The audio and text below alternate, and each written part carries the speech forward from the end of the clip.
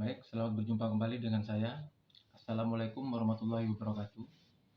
Kali ini kita akan membahas tentang bagaimana cara kita selaku orang tua untuk menjawab pertanyaan apabila eh, anak kita bertanya tentang Allah seperti apa, Allah ada di mana, ya. Ini pertanyaan-pertanyaan yang luar biasa dan jangan disepelekan. Yang semula ini kita rata-rata mayoritas orang tua kita dan kita juga yang telah memiliki anak selalu mengatakan bahwa Tuhan ada di langit, dan begitu kan, dan dibuktikan dengan segala ciptaan yang bisa dilihat dengan mata kepala kita. Baiklah, kita akan bahas ya harapan kedepannya. Kita tidak lagi menjawab pertanyaan tentang Tuhan itu, Tuhan ada di atas langit. Ya, walaupun itu pada hakikatnya benar ya, Namun untuk mendekati lebih terasa gitu, Tentunya tidak Tuhan ada di langit ya. Jadi kita akan mulai. Yang pertama, ada dua hal yang perlu kita sadari di sini. Yang pertama adalah tentang bagaimana caranya anak-anak kita itu mengenal Allah. Ya, ujung-ujungnya mengenal Allah ya kan. Yang kedua, bagaimana jika anak bertanya tentang Allah atau bertanya tentang Tuhan ya. Kembali dalam video ini saya membahas tentang Tuhan saya pribadi yang namanya Allah ya. Saya ulang lagi, ruang sama dengan maha ruang, sama dengan Tuhan, sama dengan Allah ya. Jadi ini, kalau masih yang baru menonton video saya ini, silakan tonton kenapa ada ruang, maha ruang, Tuhan, dan Allah Subhanahu wa Ta'ala. Silakan tonton video saya sebelumnya di full versi ya di sana. Baik, kita akan masuk ke pembahasan yang pertama, yaitu bagaimana cara mengenalkan Allah Subhanahu wa Ta'ala kepada anak-anak kita. Jadi caranya adalah setiap saat atau apabila ada kesempatan, dimanapun ada kesempatan, kita bisa menyebut, diperdengarkan nama Allah ini, diperdengarkan kepada anak-anak kita. Misalnya pada saat kita kaget, Allah. Pada saat kita sedih, sebut nama Allah. Jika pada saat kita tuh gembira, sebut nama Allah. Ya, kita kesal, emosi, sebut nama Allah semua. Ya. Nah, akhirnya usahakan dapat didengar oleh anak-anak kita. Gitu. Misalnya anak kita lagi sedih, sabar nak, ada Allah. Pasti Allah akan membantu. Ya, pasti Allah akan mendengar apa yang kamu keluhkan, apa yang kamu inginkan. Jadi bahasa-bahasa Allah itu sering didengungkan ya di dalam keluarga kita, diperdengarkan dengan baik kepada anak-anak kita. Akhirnya akhirnya akan muncul siapa Allah. Nah, jadi anak akan muncul, siapa sih Bu, siapa sih Pak Allah itu sebenarnya. Nah, dari sanalah ini sebuah pertanyaan pembuka bahwa naluri kodrat manusia itu muncul. Kodrat untuk mengenal sosok Tuhannya itu muncul. Nah, pada saat itulah kita mulai melakukan beberapa langkah. Yang pertama itu pastikan kembali anak itu hanya spontanitas atau benar-benar gitu ya. Benar-benar ingin, kita cek, bisa nggak harus 1 hari 2 hari, nggak bisa cek dulu 1 bulan, seminggu misalnya ya. Atau dicek perkembangannya. Kapan anak ini kadang-kadang ya mohon maaf, anak itu sebentar Allah, seperti apa sih? Nah, rasa jengkel seperti itu akan muncul biasanya. Nah, itu salah satu tanda bahwa si anak ini benar-benar ingin. Nah, namun tetap dipastikan, benarkah anak kita itu ingin tahu? Gitu. Nah, apabila sudah mengatakan, ya saya ingin tahu Allah seperti apa, tempatnya di mana, ya kan? Nah, segala macam. Nah, barulah kita itu tentukan tempat yang benar. Jadi langkah kedua adalah menentukan lokasi atau tempat yang eh, nyaman, tentunya tidak terganggu. Akhirnya bisa fokus, mudah dirasakan langsung.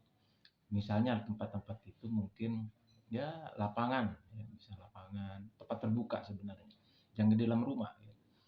Di lapangan atau di gunung, ya, di puncak gunung. Atau kalau zaman dulu nih para orang-orang yang belajar ilmu agama itu biasanya dibawa ke tengah laut, naik perahu bawa ke tengah laut. Nah, di sana ditunjukkan di sana, ya kan? Nah, tempat-tempat seperti itu. Setelah ditentukan tempatnya, momen waktunya sudah pas, anak libur sekolah, ya kan? Lagi nyantai, ya kan? Emosinya udah stabil, ya. Barulah kita ajak ke tempat itu. Nah, langkah yang ketiga adalah mulai jelaskan. Jelaskan ciri-cirinya dulu bagaimana. Yang kedua, kemampuannya bagaimana. Ya, seperti yang saya sampaikan di video-video sebelumnya, terutama di full versi. Di sana itu salah satu uji ketuhanan, ya, untuk menentukan sosok Tuhan. Ini hanya sebagian ciri. Apabila kurang, ya kurang, eh, bisa ditambahkan, misalnya sifat yang maha halus, maha suci, ya, ditambahkan di sana nantinya. Jadi untuk memperbanyak referensi atau eh, informasi keilmuan yang masuk kepada anak-anak kita. Ya. Karena apa? Ilmu tauhid ini adalah ilmu dasar, ilmu basic. Saya tekankan lagi, ilmu basic, database ilmu pengetahuan.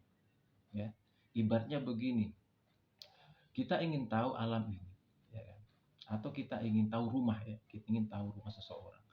Kita harus minimal mengenal pemilik rumah itu, baru kita akan tahu isinya. Ya.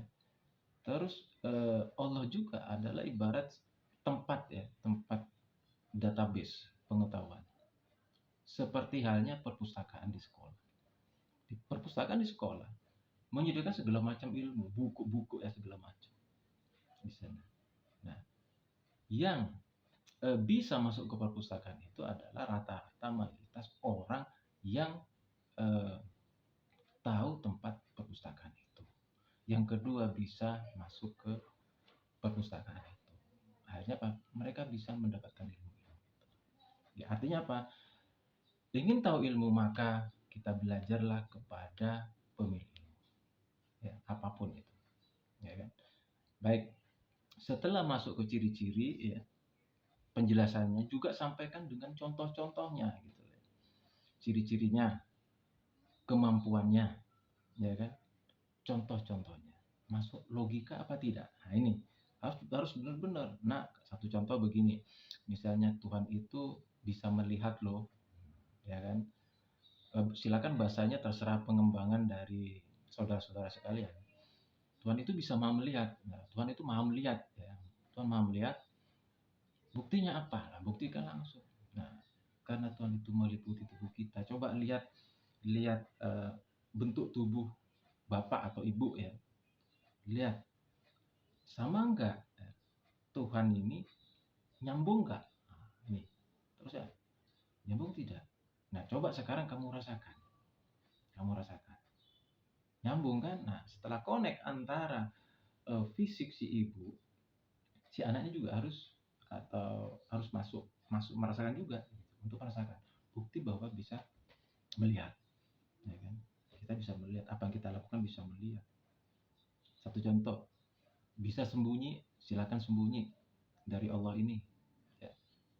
Bisa. Kalau nggak bisa, sampai muncul timbul, iya nggak bisa, ada apa ya, kode keyakinan dari anak itu tadi, ya.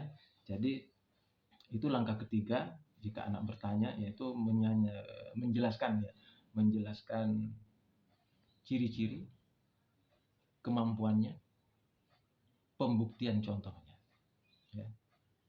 Itu ya, yang simpel-simpel aja, jangan berat-berat, ya. Nah, misalnya sekarang logikanya, kalau misalnya kamu berbohong, Tuhan sudah tahu apa enggak, ya kan? Kalau sampai terasa, maka otomatis anak-anak kita ini akan apa, ibaratnya eh, tidak asing lagi dengan bahasa sesuatu perbuatan yang baik. Satunya itu begini, kamu harus begini, harus begini. Tidak lagi ada sebuah kalimat perintah. Nggak perlu disuruh baik gitu. Insya Allah spontanitas. Karena apa? Kesadaran dirilah yang pertama dalam kita itu bergaul di dalam masyarakat. Kalau sudah ada Allah dirasakan, dilihat, saya yakin mau tidak mau akan berbuat baik. Karena fitrah Allah adalah berbuat baik. Rahmatan lil alamin. Gitu. Ya, itu yang ketiga. Nah, yang keempat adalah pelaksanaan. Pelaksanaan di dalam pergaulan antara teman, kepada orang tua teman, ya kan, kepada makhluk selain manusia, misalnya hewan, tumbuhan, ya kan, itu juga bisa dikembangkan apabila kita ingat kepada Allah, ya kan, itu akan bisa menghasilkan sebuah sikap yang berbeda. Satu contoh, kalau dilihat dari sejarah sebelumnya, para leluhur kita, bagaimana mereka itu menghormati sebuah tanaman, ya kan, sampai diberi diselimuti sarung, dijadikan sebagai tempat berdoa. Sebenarnya bukan bukan mereka itu menyembah pohon itu, tapi awalnya hanya untuk rasa syukur bahwa kita itu tidak sendirian. Di mana kita beraktivitas, mereka itu selalu melihat kita. Lewat jalan ini pasti ada pohon ini. Jadi hanya sebagai teman, awalnya seperti itu. Gitu. Kalau dilihat dari kacamata tauhid, gitu, kacamata Tuhan. Ya. Sebenarnya itu hanya untuk menghargai. Karena kita semua adalah makhluk. Ya. Bahkan di ajaran Jawa, ya, ajaran Jawa leluhur kami, kita mengenalkan ada namanya saudara yang empat, ya, sedulur papat, gitu kan. Ada juga mengartikan logam, unsur logam, api, tanah, dan air, gitu, untuk menghormati bahwa kita tidak sendiri, gitu, dan terbentuknya sama dari satu tempat yang sama, yaitu Allah Subhanahu Wa Taala. Jadi harapannya dengan pemahaman tauhid yang benar dan sejak dini kepada anak-anak kita itu tidak lagi membuat mereka itu tersesat apabila mereka sudah menginjak dewasa. Ingat di video saya sebelumnya saya sampaikan bahwa rata-rata orang ingin mencari Tuhannya itu manakala takut mati. Yang kedua,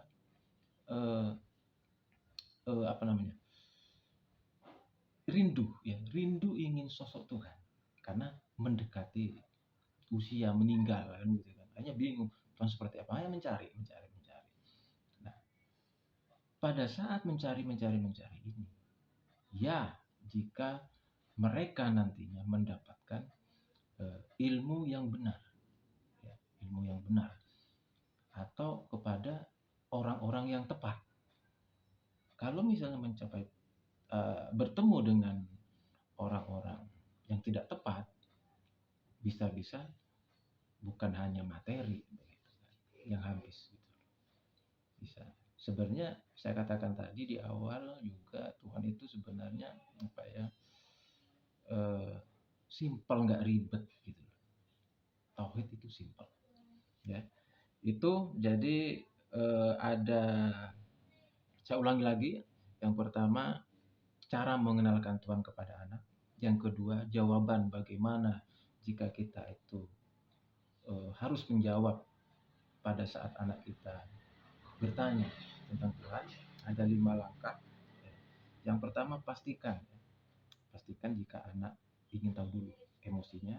Yang kedua, ajak anak ini ke tempat yang lebih santai, lebih tenang, dan lebih fokus.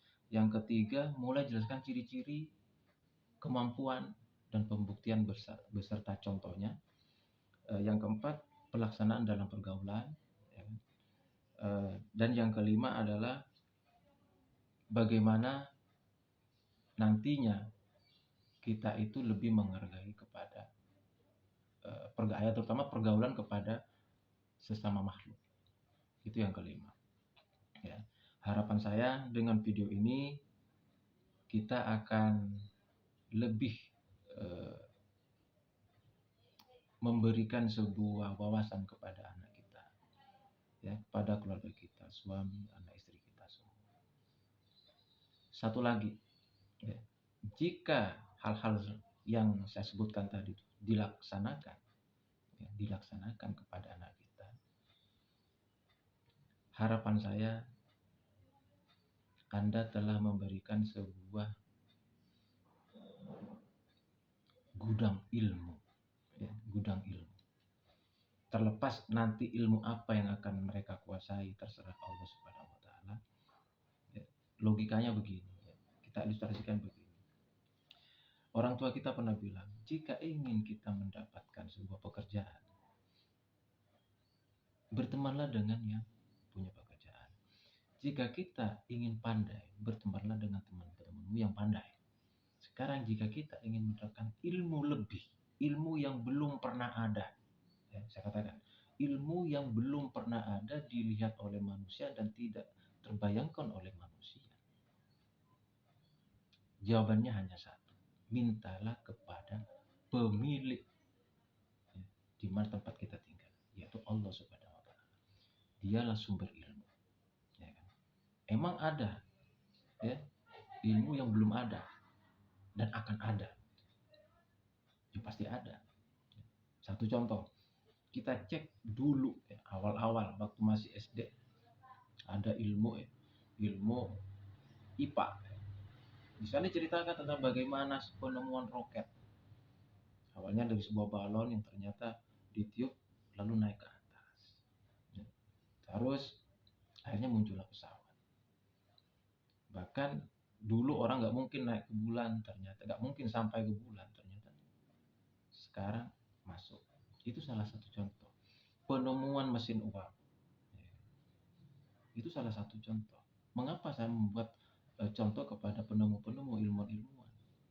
Kita lihat prosesnya. Gitu. Ilmu itu mereka dapat dari mana? Dari belajar rumus-rumus. Kita cek lagi rumus. Siapa yang menciptakan rumus? Satu contoh Pythagoras. Menciptakan dengan apa rumus ini? Kan begitu kan? Ini kalau orang awam nggak nutut, pikiran kita nggak nutut. Artinya apa? Tuhan mengajarkan kepada si Pythagoras ini untuk membuat rumus matematika ini begini-begini. Ya. Dan itu sudah disebutkan di dalam Al-Quran bagaimana Allah itu mengajari Adam tentang nama-nama.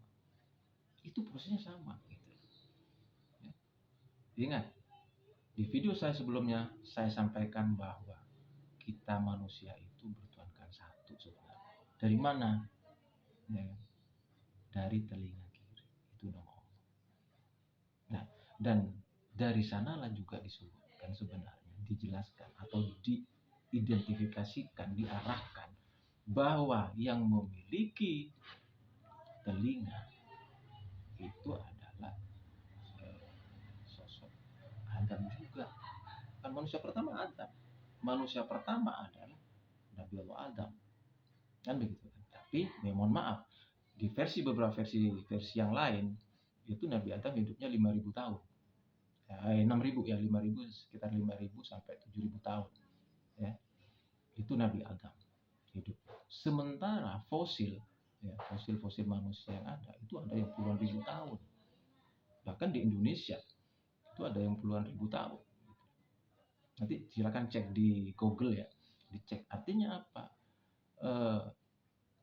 Adam ini bukan hanya Adam yang dimasukkan di Al-Quran itu, gitu. Jadi ada Adam juga di sini. Gitu. Karena apa? Ada fosil juga. Kenapa kok saya bilang begini? Satu contoh. Yang diabeterkan adalah hanya sebuah penyebutan nama generasi. Satu contoh, ada Ramses I, ada Ramses II, ada Elizabeth I, ada Elizabeth II. Jadi seperti itu. Ya. Intinya, ya, kita adalah Adam. Gitu. Nah, ini untuk seluruh manusia, ya kan? Manusia inilah Adam. Manusia sama dengan Adam. Jadi kalau dilihat dari pemahaman saya tentang dohir Allah. Jadi pemahaman yang kita dapatkan dari setelah melihat dohir Allah begini, tanda-tandanya di tubuh kita, yaitu manusia sama dengan Adam. Ya, Adam sama dengan fisik manusia. Gitu. Ini versi saya. Kalau ada versi lain, silakan dicek, ya kan? Cek di YouTube juga terkait dengan fosil yang puluhan ribu tahun itu. Dari contoh-contoh itu sebagai dasar saya membuat video ini. Apabila kita memberikan ketuhanan, sosok Tuhan, Allah yang saya maksud di sini kepada anak kita sejak dini, saya yakin generasi kita ke depan akan menjadi generasi yang brilian. Kenapa? Sudah tahu di mana dia harus mencari ilmu. Sedih, sebut Allah. Senang, sebut Allah. Bingung, sebut Allah. Ya kan? Itu minimal. Kalau sudah diberikan pengetahuan pengetahuan secara fisiknya, kemampuannya, mintalah kepada Allah. Artinya apa? Secara tidak langsung mereka berkomunikasi langsung. Dan bukan tidak mungkin Pythagoras, James Watt, Thomas Alva Edison muncul di Indonesia untuk makhluk-makhluk yang baru ke depannya. Ya, apalagi ini tahun 2024 ya, wacana Indonesia maju ya. Indonesia emas. Harapannya munculnya generasi-generasi kejayaan Indonesia itu di tahun ini bertepatan dengan video saya ini menjelaskan tentang Allah Subhanahu wa taala. Akhirnya tanpa mengurangi rasa kepercayaan diri saya untuk menjelaskan video ini, saya mohon maaf sebesar-besarnya apabila dalam penyampaian saya ini terlalu lebay, ya, terlalu irasional. Ya. Mohon maaf. Itu berdasarkan saya menghubungkan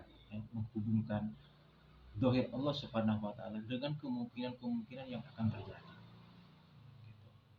Mungkin itu saja, semoga ini bisa bermanfaat buat saudara-saudara dan keluarga, terutama anak-anak kita ke depannya. Jangan lupa dukungannya ya, bantu like juga, silakan di komen dan subscribe dan share juga kepada keluarga-keluarga yang lain. Insya Allah bermanfaat. Demikian dari saya. Wassalamualaikum warahmatullahi wabarakatuh.